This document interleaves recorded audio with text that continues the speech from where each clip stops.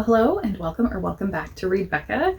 We're back once again for a weekly chatty catch up on everything I've read, everything I'm currently reading, and everything I'm looking forward to reading, as well as some general lifey chit chats and catch up on my week. And we're in Yelly Cat Room once again, so there may or may not be cat yelling in here during this because I have a foster cat who likes to talk at us. So I finished some good books this week, and some mixed books. But I had some good finishes. So let's start with the book I don't have on hand, and that was Role Playing. And this was so good. I was really surprised by it because it is a romance novel. It's contemporary romance, and it really hit the spot for me. I've been reading not enough romance recently, and that genre has kind of fallen off my radar. And it reminded me that I really need to be reading more because this was great. And I think part of that was just me personally versus it being like a stellar book. We're following two characters, alternating perspectives between Maggie and Aiden, and they are 48 and 50, so definitely older than your typical romance protagonists. But Maggie is divorced. She's recently an empty nester. Her son has just gone off to college a couple weeks ago, and she's kind of a shut-in. She really does not like socializing. So there's a lot of push and pull between her and her son over that, and him trying to convince her and make deals with her that he will be more social at university if she will be more social at home. And they live in sort of not a super duper small rural town or anything, but not a big city in eastern Washington. And the area seems a little bit more conservative than she is, and she's very sweary and not your cookie cutter character, I think, either. And then Aiden. Aiden is someone who has had a successful career, but not in kind of traditional roles either. So he has been a nurse. He started his own hospice business and has since sold that. And now he takes classes at community college. Mainly it seems just because he enjoys them, because he can. But he's also taking care of his mom. And his mom is aging and starting to have worries about her mental well-being and her ability to be by herself. Not anything severe, I would say, but that is both very present, that she's on the cusp of that and visibly aging to him, mentally aging, and also the fact that that's a really big source of conflict between them. So he is not living with her, but he is with her a lot. And his brother lives some ways away, and she likes him a lot more because he's not constantly trying to get her to do the things that she needs to be doing. And this brother is also married to Aiden's ex. So there's a lot of complexity and baggage to everything going on here, as you can tell. And I like that so much, really, because it wasn't dramatic in the way that it was laid out. It was really just understandable and realistic. So the two of them connect because Maggie, through the pushing of her son to get more social, ends up going out and getting information about a group who are on a massively online role-playing game. It's like Blood Saga or something. It's clearly very much off of World of Warcraft, which I have been in World of Warcraft. And I have dated someone I met on World of Warcraft. That was probably my most serious relationship. So, like, again, this is very, very, I feel the vibe very much. It's been years since I've done that, but I used to be real hardcore into World of Warcraft. So all of those elements of her getting connected with this guild that is for locals in her area, and joining it and starting to play with them, she thinks that they are much, much younger than she is. She doesn't seem to actually know how old they are, but she thinks that they're actually community college students, so they're like 20s or younger. And so she's constantly talking about she's old enough to be their mom or their grandma or whatever, and she is not. And Aiden is the same age as her. And so he thinks she's like an octogenarian. So there is this whole very funny element of them having miscommunicated. And usually I hate miscommunication, but that it's such a believable miscommunication. So again, the realism is really working with these. And I just loved when they finally find out, because he has circumstances occur that involve them meeting, and they meet and they're kind of like, surprise, we're actually both about the same age. And that leads to them connecting. They've had this real connection online, a friendly connection, and that builds, obviously. But there are some conversations about things like being demisexual, being asexual, or the spectrum of that, being bisexual, is a prominent conversation here, and like dealt with some nuance and care. And so I just loved all of this. I loved all of this. So I ended up liking this so much more than I expected because it's having some real conversations. There is conflict, but it's external to them mainly. So we don't have like big conflicts between them, no massive blow-ups. It's not overly spicy. I think there was one scene that has really anything even remotely graphic, and it's pretty toned down. So it's not that kind of book. It's much more engaged with the characters and the exploration of their relationship, and that's really the kind of romance I like. So anyway, again, talked so much about this one book. I thought it was fantastic. I think it was probably my hit of the week this week, though I have a nonfiction hit. So that was my fiction hit of the week. So let's move on to Rachel Harrison's Black Sheep. This is a horror novel. It is short, and Harrison, I think, kind of is known for mundane horror. I would not call it cozy. Cackle, I have read of hers previously, and that has maybe a cozy feel. This one does not. This is just mundane. So we're starting out with our main character who is working at Shorty's. It's kind of like a Hooters clone. And she's viewed as very snotty and snobby toward everyone around her, as if she perceives herself as better. And it was hard to get a grasp on whether or not that was her coworkers feeling like she acts that way, or if she actually was treating people that way. And I think it's somewhere in between.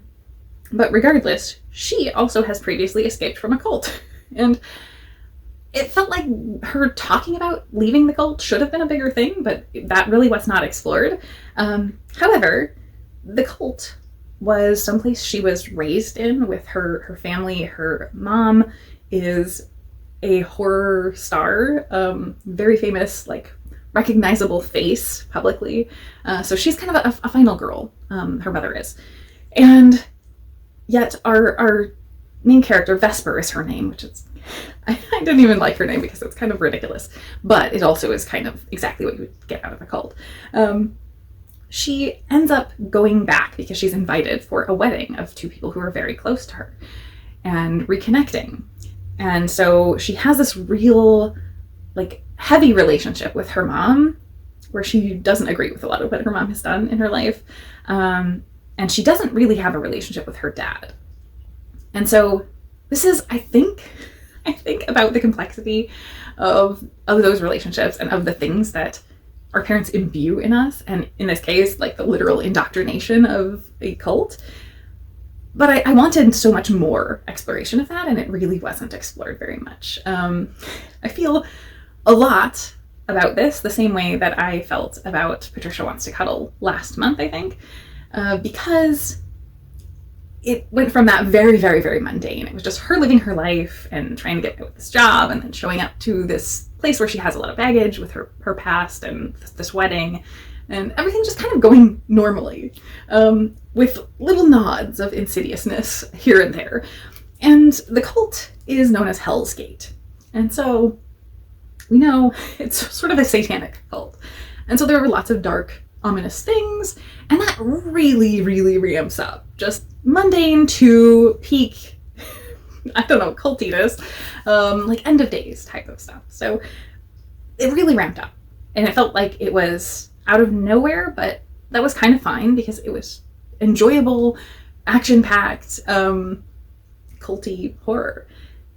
And it felt like that was all there was to it. There could have been so much more in messaging and in storytelling and characterization that was explored there, and it just felt like I wanted more out of it, and it wasn't there. So I don't know, I feel mixed because it was really entertaining. I did enjoy the entertainment, but I wanted all of this exploration, and there was so much potential that was unrealized is I think what I'm saying. So this was a good time to read, but it was not a standout, and I actually oddly liked Cackle a lot more because it did have some messaging. Even though I think that was like a 3 or 3.5 star, I felt more at opposite ends with Cackle because it didn't land 100%, but I liked what it was doing more. I think. So that was Black Sheep. Our character also was really, like, she was very, very abrasive, and I think that maybe was part of what I got along better with Cackle, because there are two kind of prominent characters in Cackle, and I liked both of them, even though they're not entirely likable characters, but they were people I could get behind more, whereas this one, Vesper, was not really a character I got behind at all. And then, a bit of a disappointment. This is A Song for a New Day by Sarah Pinsker. I've been reading this for a really long time, because I was buddy reading it with my friend Shannon, and Shannon decided to DNF it, and that was probably the right choice. I opted to continue on and have just sort of slowly been working through it, and it did not live up to my hopes at all. So Pinsker, for short fiction, I think, does very, very well, because you get open-ended, a lot of thought-provoking storytelling that leaves you room to breathe with what you're thinking. And this one, it felt like there wasn't a lot left open for the reader to think about. So this is a contemporary sci-fi that was written before the pandemic in 2020 and published before that, but feels very familiar to that, because we have something has happened where it is a mix of both contagion and violence, basically. It seems sort of independently, but we saw similar in the COVID times, that shutdown and the fear, I think, surrounding congregating made a lot of that fear translate into violent things happening. But in this case, that combination of a contagion and mass violent events led to congregating being outlawed, more or less. So it's not totally clear if all of those things are still going on, or what at the sort of culmination of this, or if it just has continued to persist that congregating is really outlawed.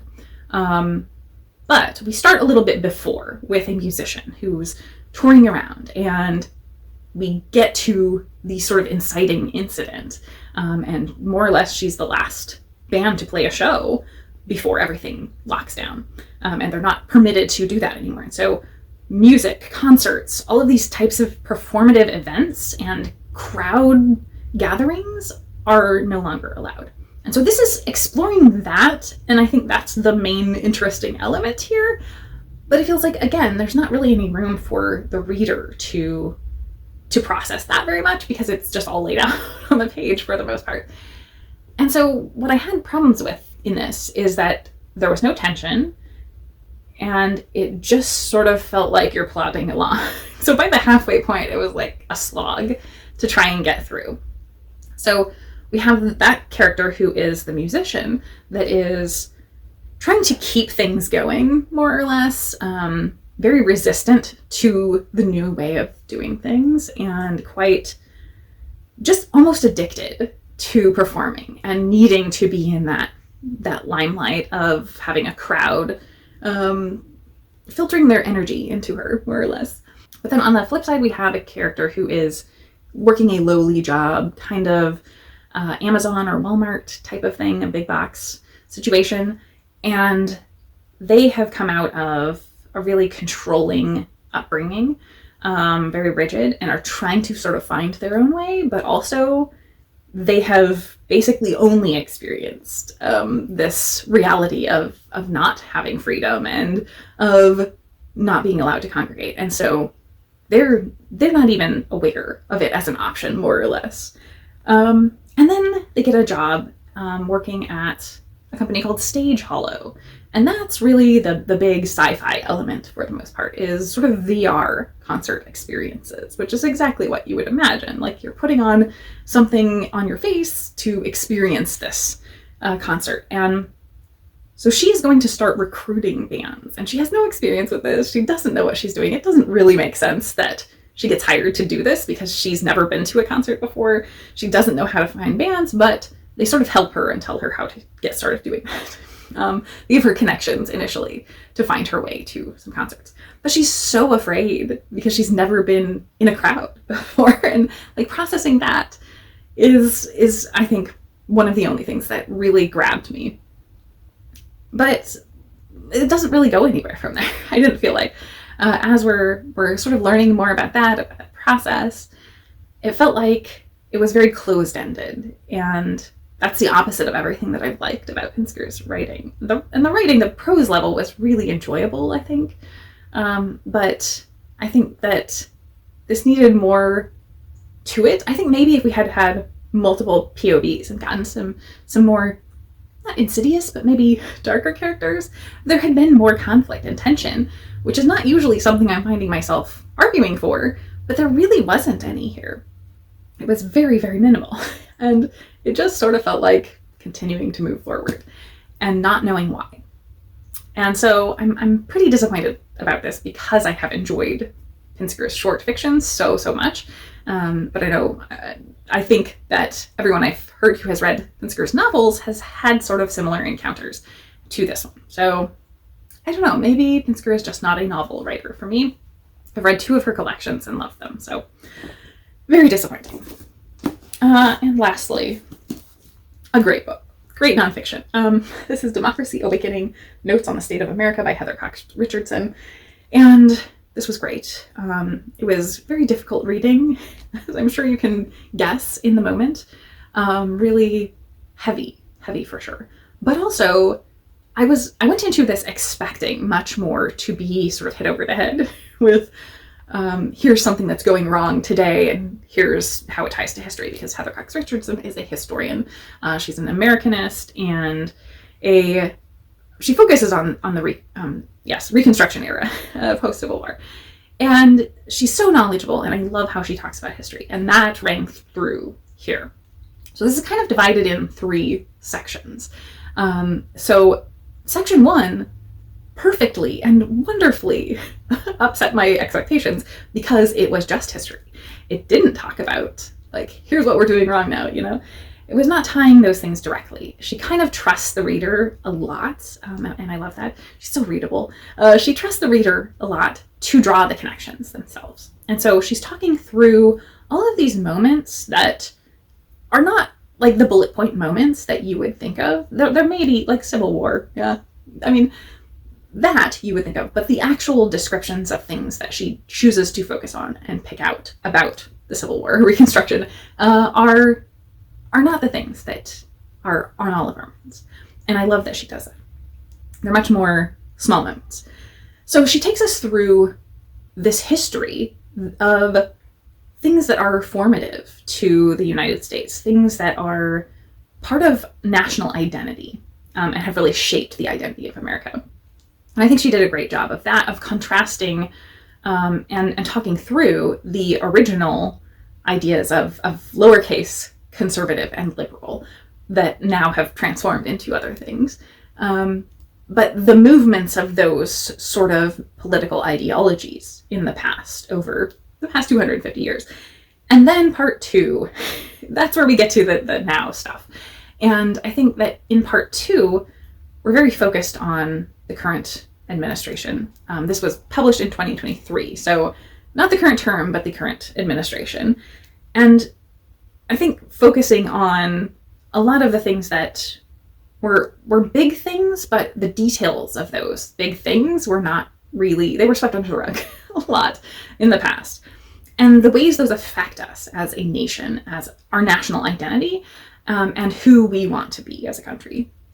And I think that was so fantastic because it wasn't the judgmental sort of situation that I was expecting. Again, it feels like she's collecting history, and she's so good at that. And so then part 3 gets us to who do we want to be in the future, very much. And that, to the title of Democracy Awakening, it's very much about people coming together to decide what we want out of the future.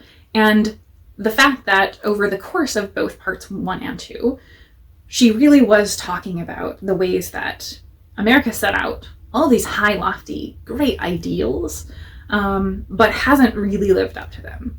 But that doesn't mean that's not worth striving for. And I think that's what part 3 really is focused on, is, yeah, we set those ideals and we failed in a lot of ways. And she moves through so well, particularly with amendments, like talking through, okay, we failed at this point, and then we put in an amendment to the Constitution.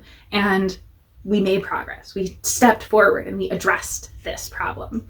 And then we did this, then we did this. And so she's really layering of, yeah, we've taken these big steps. We have done these things. We didn't fix everything, but yeah, we fixed this, and then we found a new problem, a new loophole, a new thing that got exploited. And we need to keep shoring those up. And that it's an ongoing process to strive toward those lofty ideals. And I think it was so hopeful. So while parts of this made me feel so much grief, and it was really, really hard reading right now, she brings up the Voters' Rights Amendment and a lot about John Roberts' history, even before the current iteration of the Supreme Court. But so many things that were very, very grievous. But at the same time, this was a joy to read, really just truly a joy to read, because she makes history really come alive. I talked about some history that I had read recently with Blood and Iron, I think in April. With that, I was struggling because I felt very uneven in how I was able to connect with the history. And this was the opposite experience, where it was just like immediately I was immersed in it, and it's so easy to read, so readable, and it just leaps off the page for the reader. So much of this was just wonderful to read, despite it being very, very hard. There is a line that she pulled out from Abraham Lincoln that felt very appropriate of the moment, that I loved. In 1858, rising politician Abraham Lincoln told an audience, "I ask you in all soberness, if all these things, if indulged in, if ratified, if confirmed and endorsed, if taught to our children and repeated to them, do not tend to rub out the sentiment of liberty in the country, and to transform this government into a government of some other form, those arguments are the arguments that kings have made for enslaving the people in all ages of the world. Whether it come from the mouth of a king, an excuse for enslaving the people of his country, or from the mouth of men of one race as a reason for enslaving the men of another race, it is all the same old serpent." And that felt so forward-looking, I think, of Lincoln. And he was in many ways, for sure, though he also wasn't the idealized myth that we often make him out to be.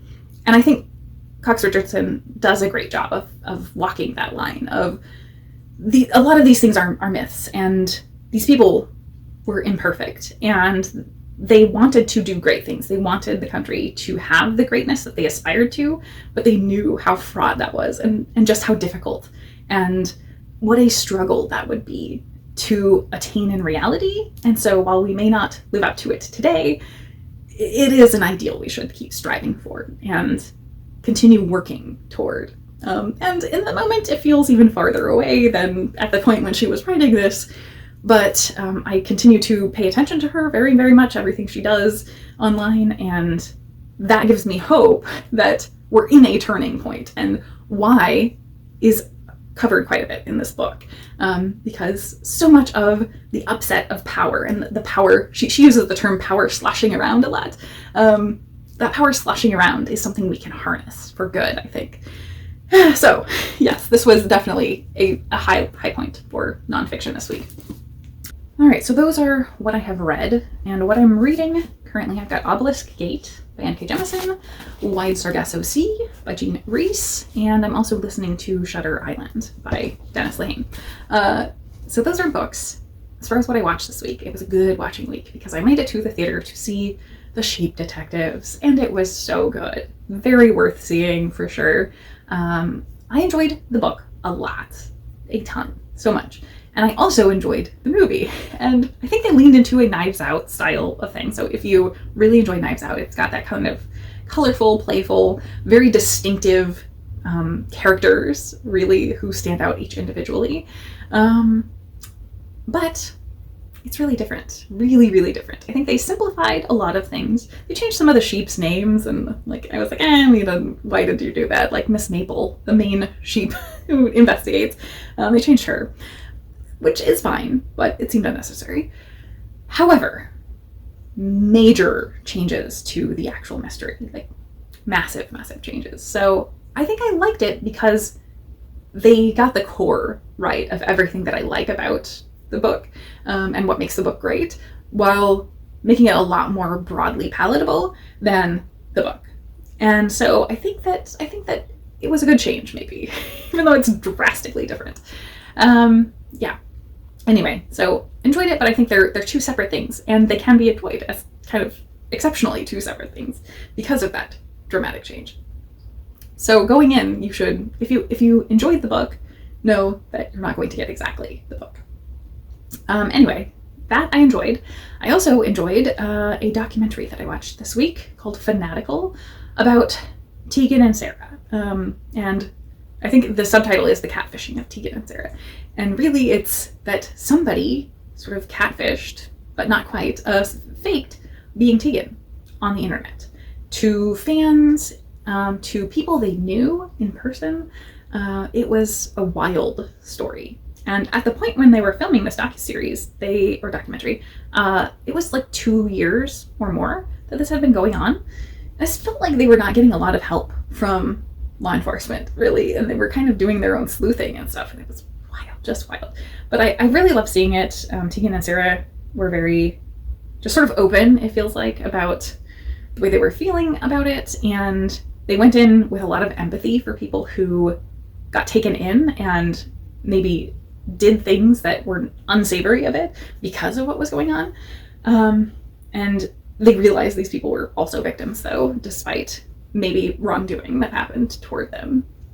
But and Tegan and Sarah are a famous, like, lesbian folk duo. I should say, I didn't point that out, but yeah, they are a famous band who are very well known, Canadian, and I'm a huge fan of theirs. But like, this was a wild situation, and I think it really highlights this changing time when this was occurring, when the internet was very first kind of going crazy for this type of parasocial relationship and famous people having a presence online where someone could really exploit that.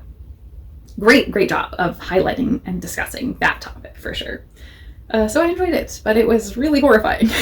Anyway, so I think that's all. My week has been pretty good. I think either I'm getting sick or allergies are getting me. And I have a wild gnat problem. I don't know what's going on. Not like gnats are taking over my house or anything, thankfully. They're very centralized. And I don't know why this is, but cat grass, for some reason, is always a problem with gnats. So I try to always have some cat grass grown for my cats. I have 2 little planters that I usually keep around. And so I've had to let one of them die off. The other one is fresh, so it's not going to die off unless I kill it. But now I've got all of these gnats just hovering around this plant. And so I got out some apple cider vinegar in hopes that we'll get rid of them. And that seems to be working, and most of them are deceased. So I'm trying to clear them out, but it's really, really annoying me, which is why I'm not filming in the other room, because that is where the gnats are. It's not like my house is crazy dirty or anything. It's not that. They're just all clustered on the plant. Despite the fact that I have other plants in the house and they ignore them. It's just the cat grass, and I don't know why that is. So anyway, that I've been dealing with. Today was a wild weather day. It was dark until like noon, and I think we are entering into, finally, somehow, the crazy spring weather that we get here, where it's just going to be storms for like the next week, which is very unfortunate because today was actually the shelter's like big event of the year.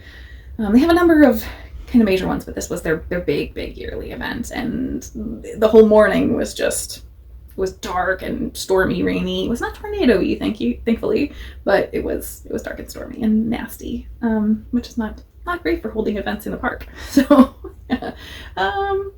anyway, I think that's all for my week. I've talked, as always, too much, but with that, I will say I wish you a wonderful week in reading and in life, and thank you so very much for watching.